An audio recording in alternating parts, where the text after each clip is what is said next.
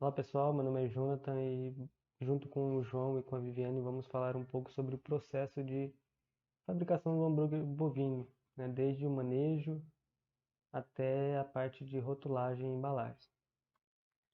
Sobre bem-estar animal, vou dar ênfase ali mais no pré-abate e no pós-abate ali que vai definir a qualidade da carne no final. Ali vou explicar um pouco para vocês. Sobre bem-estar animal, os primeiros indícios ali foram na Europa no século XVI, né? Foram observados ali que era preciso alimentar o animal bem, hidratá-lo, e insensibilizá-lo antes da sangria. Isso evitava o sofrimento para o animal, né? Porém, a primeira lei geral sobre isso foi criada em 1822 na Grã-Bretanha. Tá? A primeira legislação brasileira que fala sobre bem-estar, né, é o decreto número 24.645 de julho de 1934. De lá para cá foram criadas vários decretos, né? Nos próximos anos foram criadas várias legislações referentes ao bem-estar animal. E em 29 de março de 1955 foi criado o Regulamento de Inspeção Industrial e Sanitária dos Produtos de Origem Animal, o RISPOA, né? Com o decreto 30.691, que é o órgão que regula aí, né, todos os estabelecimentos, né? Inclusive, quem desrespeitar os regulamentos, né, contidos no RESPOA pode ter a suspensão das atividades. Então é bem sério.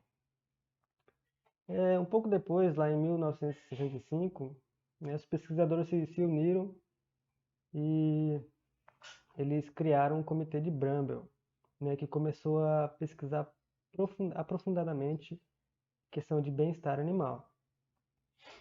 Foi também uma resposta à população, né? Logo, um pouco antes, em 1954, uma jornalista, né, no Reino Unido lançou um livro denunciando todos os maus tratos, né, relacionados aos animais de produção. E a população se revoltou, né, por isso foi criado um comitê, que chamou-se Comitê de Bramble. Esse comitê estudou vários conceitos, porém o mais usado foi que foi esse, né, o estado de um indivíduo durante suas tentativas de se ajustar ao meio ambiente, né, onde ali bem-estar significa, né, qualidade de vida. Então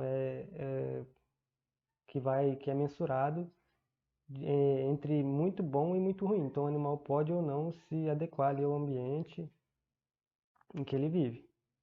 E para determinar o bem-estar animal foi criado o conceito das 5 liberdades, né? Livre de sede, fome, má nutrição, livre de desconforto, livre de dor, injúria e doença, livre para expressar seu comportamento normal e livre de medo e estresse. Então, a soma dessas 5 liberdades define o bem-estar animal. Um pouco sobre insensibilização, né? É claro que tem um processo antes da parte de insensibilização, né, no manejo pré-abate, desde a chegada do boi ali no frigorífico, né, o descarregamento, a movimentação, ele tem que ter todo um cuidado para o animal não se estressar, né? Porém, falando de insensibilização, um dos primeiros instrumentos que foi utilizado foi a marreta, como eu falei no início, né? Eles davam uma marretada na cabeça dos animais.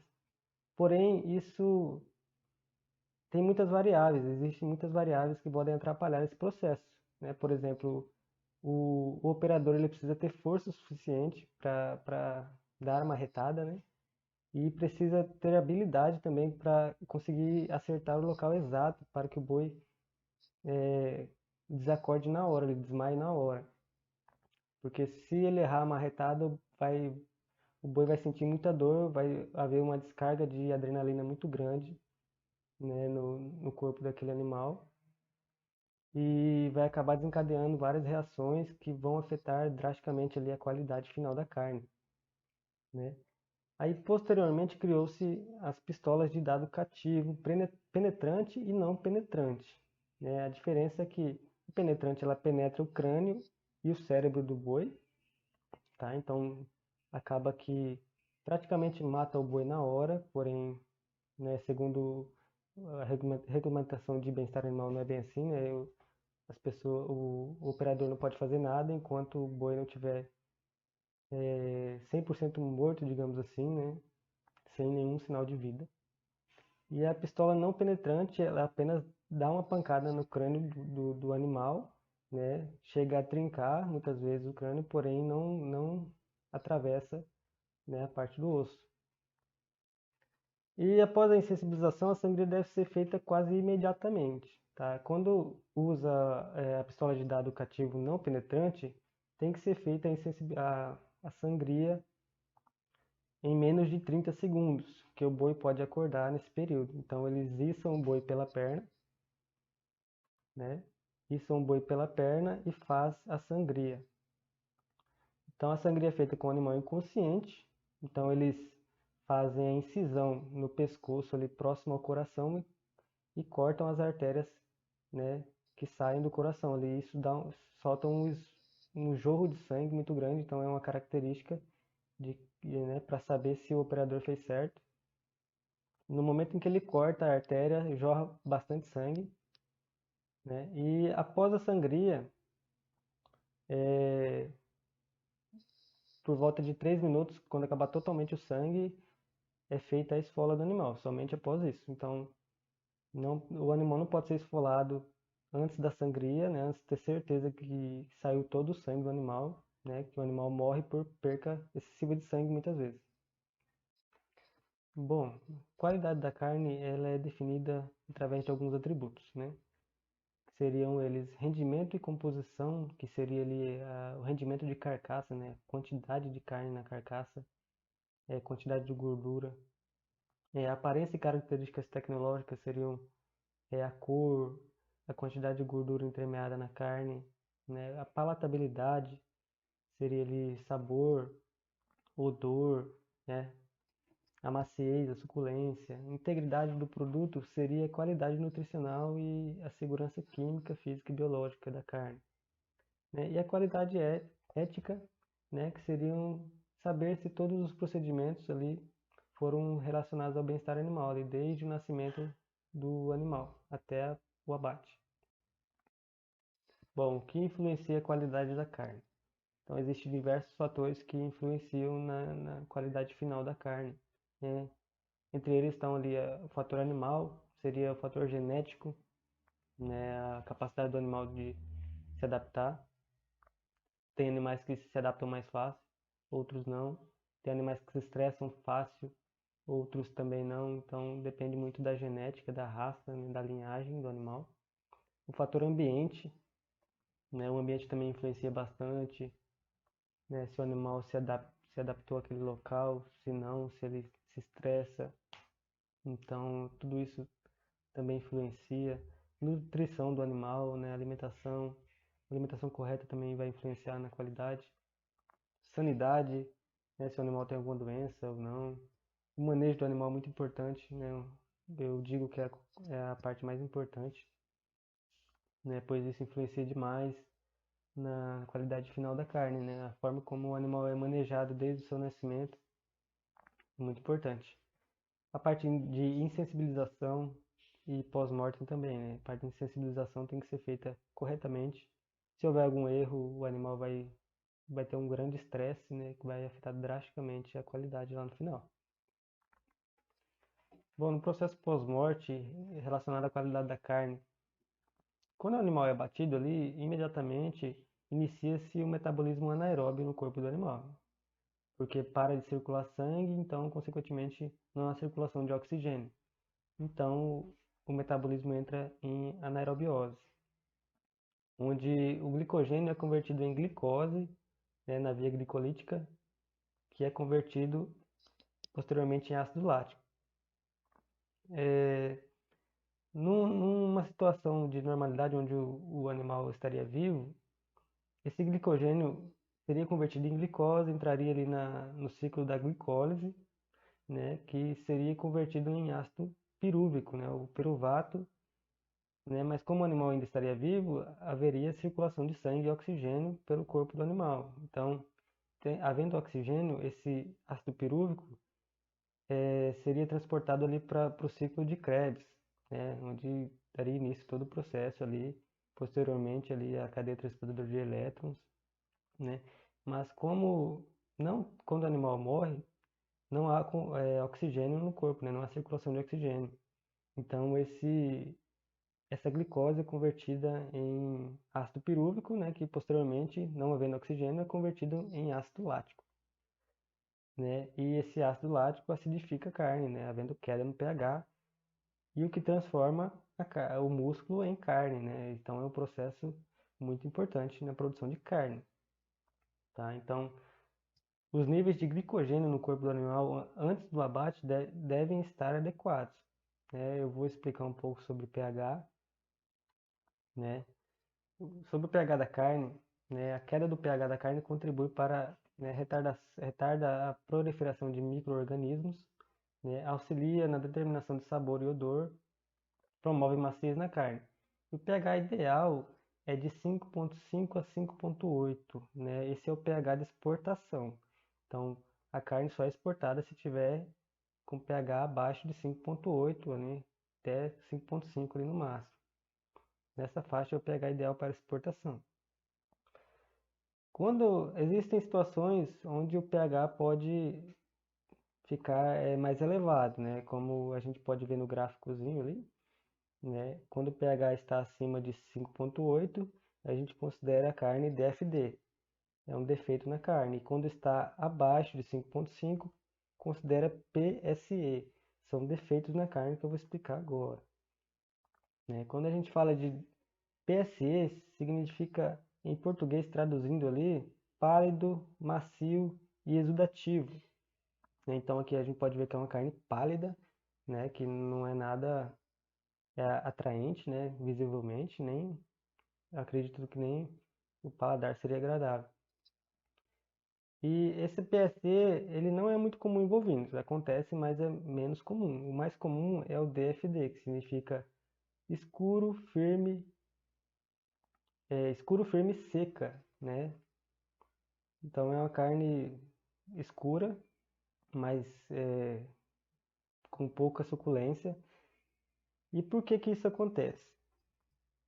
Isso acontece devido ao manejo antes do abate do animal, né? Não ali logo antes do abate, mas ali um manejo, por exemplo, quando o animal chega no frigorífico ali, que se ele tiver uma má alimentação, se ele for estressado ali, né, ele vai gastar aquele glicogênio presente no corpo, né, na musculatura, né, e reduzindo o glicogênio na musculatura, vai haver a menor formação de ácido lático, né, e consequentemente a menor queda de pH, o que vai deixar a carne mais escura, firme e sem suculência, né, e vai deixar um cheiro forte também, é bem característico, né. Eu particularmente já peguei carne no supermercado desse jeito, né, eu não sabia, e conforme a gente vai fazendo esse trabalho, a gente adquire conhecimento, né? E essa carne é imprópria para alguns produtos industrializados, né? Para outros não. Então, após todo esse processo de maturação da carne, pós-morte, né, limpeza, a carcaça vai para o processo ali de industrialização, né, distribuição, aí ela é dividida em cortes. Então, se quem é churrasqueiro aí sabe, né, os cortes da carne.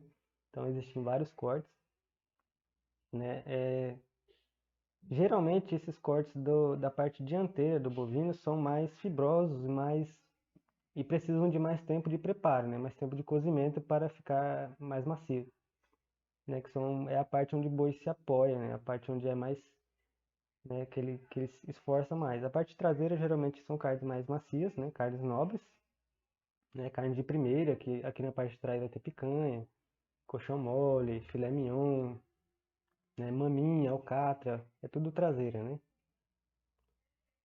E sabendo disso, a gente parte para o hambúrguer, né? E o hambúrguer pode ser feito de várias maneiras, aí, de vários tipos de cortes, né? Pode ser feito de um corte só.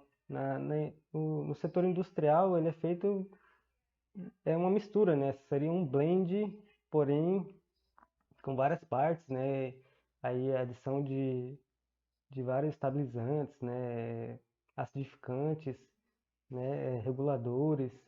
Então, Na parte industrial adiciona-se várias coisas. E já na parte artesanal, no hambúrguer artesanal, é mais simples, né? É simplesmente a carne, pode ser feita de um tipo de corte só, ali eu dei o exemplo de picanha, ou alcatra, ou maminha, são carnes macias, né? Ou pode ser feito blend, né? Eu pesquisei na região aqui com um colega meu, e ele falou que na hamburgueria dele, ele faz um blend, né? Que é uma mistura, né, de dois ou três cortes, né? Depende. E, por exemplo, aqui na imagem, né? Temos aqui a mistura de peito, ponta de peito com acém, né? Ou ponta de peito com fraldinha. Isso aqui dá uma mistura de sabores e texturas, né? Que dá uma diferenciada no hambúrguer. Né? A gente optou por fazer um blend, né? A gente optou esse blend de ponta de peito com acém na hora de fazer o nosso hambúrguer, tá? Então é isso, nossos colegas vão dar continuação aí na apresentação para vocês. Conservação de alimento. Bom, o primeiro ponto na conservação, a gente tem que cuidar o prazo de validade, né? Que nem como todo alimento, ele tem um certo período que pode ser armazenado, onde ele não vai sofrer interferência biológica ou química, sem alterar suas características, né? Essa data de validade tem que ela pode variar dependendo do método de conservação, podendo ficar por muitos anos ou meses, ou por apenas alguns dias, como no caso da carne na geladeira, né? O recomendado é 3 dias. Temos que ficar de olho não só na data de validade, mas nas características, né, do produto, as características sensoriais, a característica física dele, se a aparência continua a mesma, se a aparência está bonita, está é, uma cor, uma cor bonita, né? Não tá aqueles bolor, aquelas manchas, uma cor escura, feia. Tem que ver como é que tá a sua química, sua, os seus, as características funcionais, né? Que seria a cor, sabor, odor, textura. Se o produto não está soltando um cheiro ruim, um cheiro indesejado. E os próprios nutrientes, né? Bom, a armazenagem, ela ela é recomendada de acordo com o produto, que nem no caso de carnes, principalmente se for carne para realizar alguma fritura, ou assar, ou algo do tipo, normalmente se recomenda fazer a armazenagem por temperatura, né, que seria resfriamento. No caso de freezers, você pode congelar a carne ou o hambúrguer por vários meses, vários dias. Agora, na geladeira, onde vai manter uma temperatura ali até 10 graus, 5 graus Celsius, o tempo de armazenagem é menor.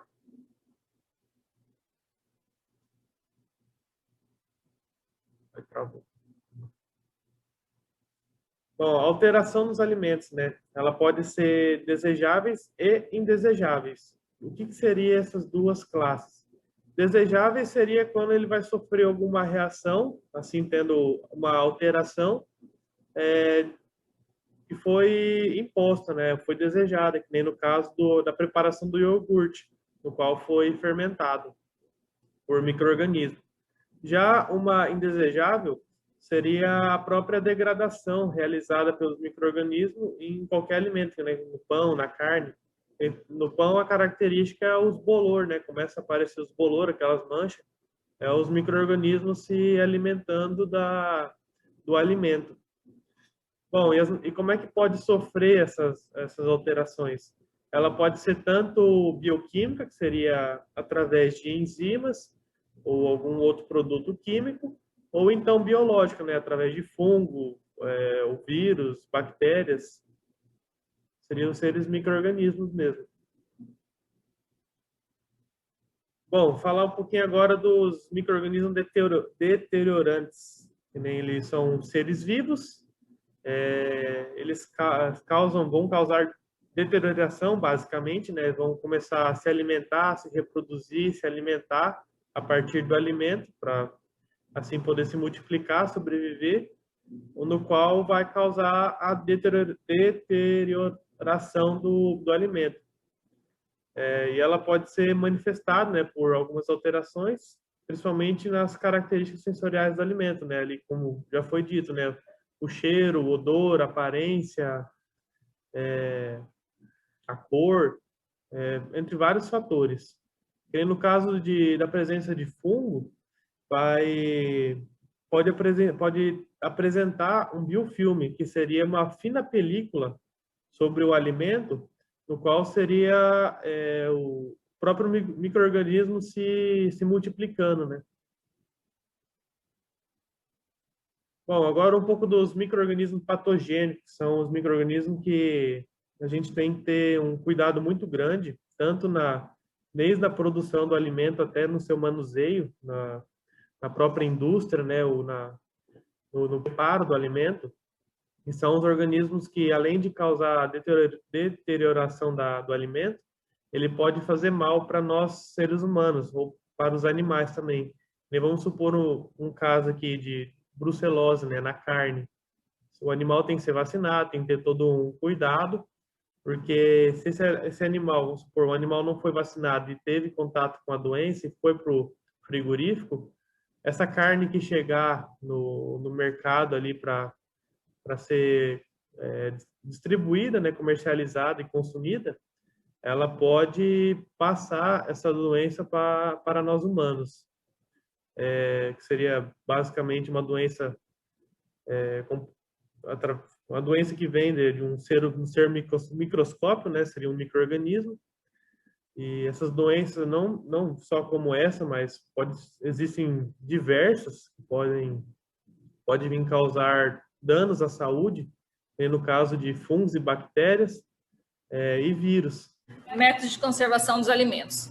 Bom, a conservação do alimento tem alguns objetivos, que são eles: prevenir ou retardar a multiplicação dos micro-organismos nos alimentos, reduzir também a carga microbiana nos alimentos e também eliminar os micro-organismos dos alimentos.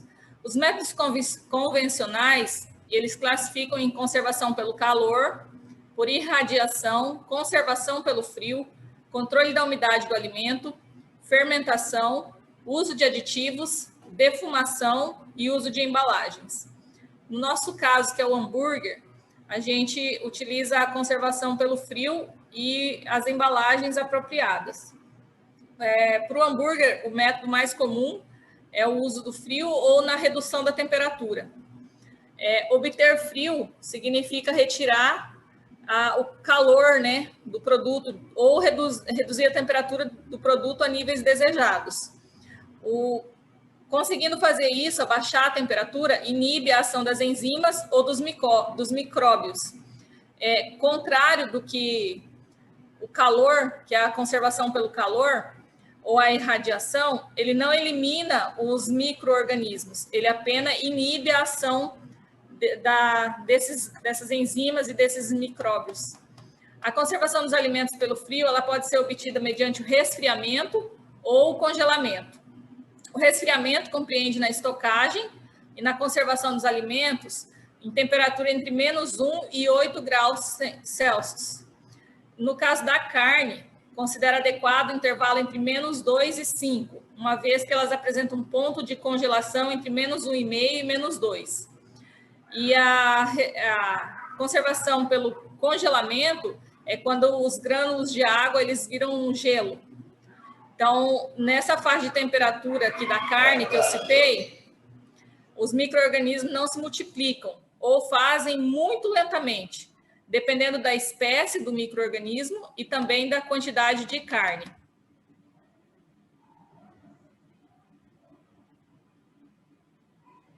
A conservação pelo uso de embalagens. Bom, o emprego de embalagens tem todo o sistema, né, de embalagens, ele tem vários modelos. Para carne, o mais utilizado está sendo a vácuo. Está sendo muito utilizado tanto para carnes e para seus derivados. Ou também embalagens, elas vêm se modificando, né? O desenvolvimento de novos produtos, como exemplo, os vegetais minimamente processados, que aí essas embalagens, elas vêm com a atmosfera modificada.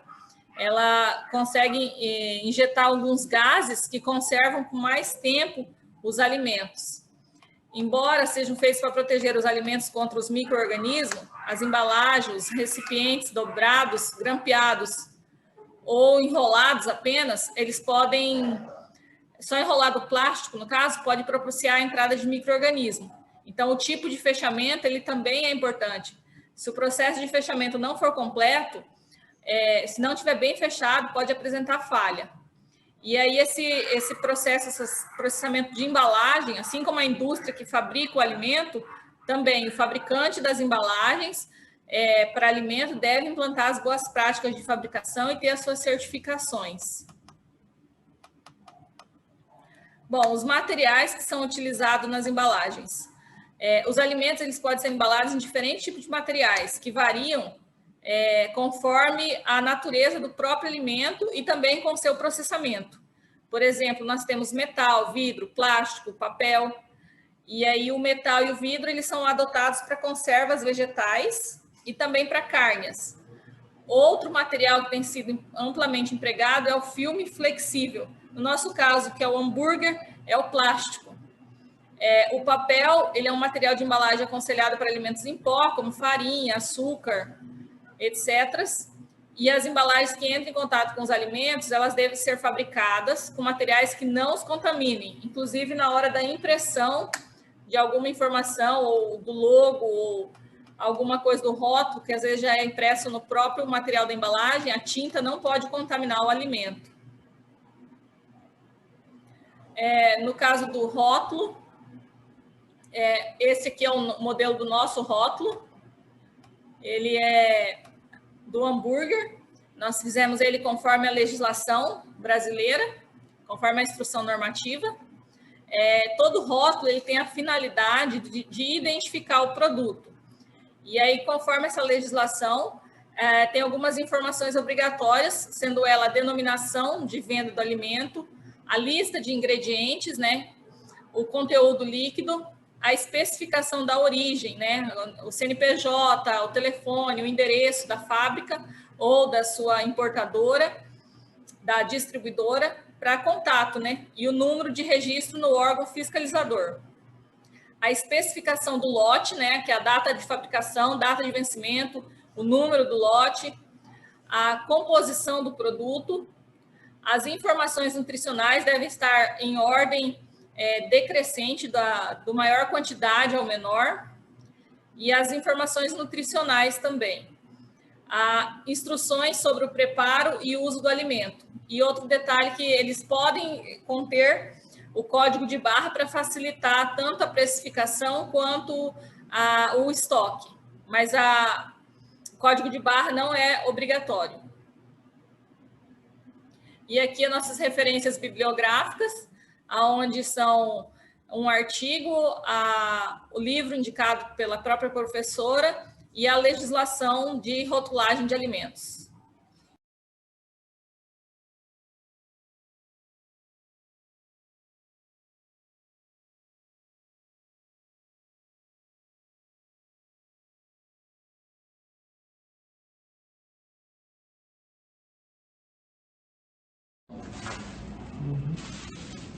Bom, de início vai ser pesado 200 gramas de carne.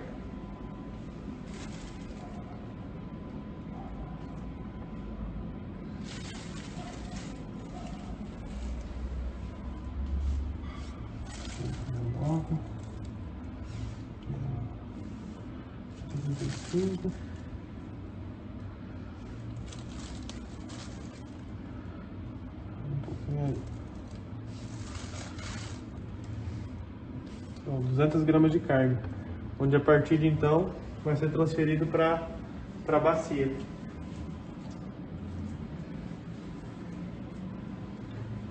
E em seguida, um copo de medida vai ser adicionado 60 ml de talher.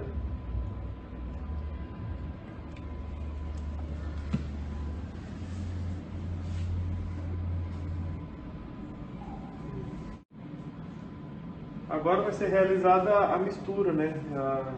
O preparo da carne com os ingredientes.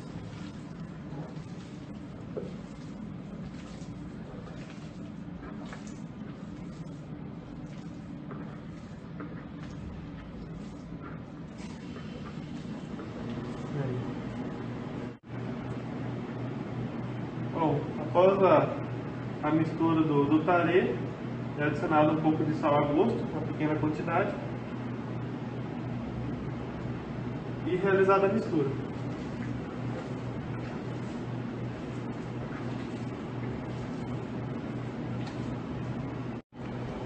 Após misturar os ingredientes, nós vamos para a parte de moldar os hambúrgueres, que pode ser feito na mão, formato de circunferência, ou com uma forma. No nosso caso, nós vamos utilizar a forma, que já tem a altura, a circunferência, a pesagem correta, que nós estamos fazendo um hambúrguer de 200 gramas.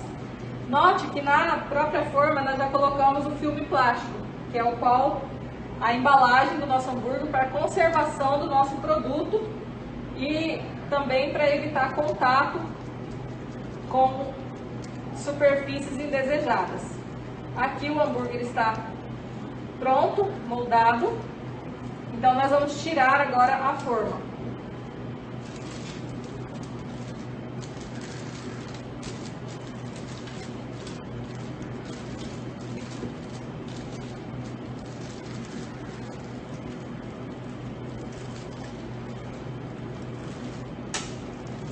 E agora vamos fechar o hambúrguer com a embalagem com o plástico filme bem fechado para que não haja interferência de micro-organismos e para manter a conservação do nosso produto. Essa embalagem vai ser fechada a vácuo na máquina. Após realizar a embalagem do produto, iremos para a rotulagem, onde é colocado no rótulo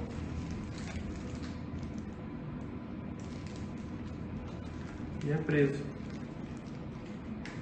Onde aqui vai estar o rótulo com todos os dados.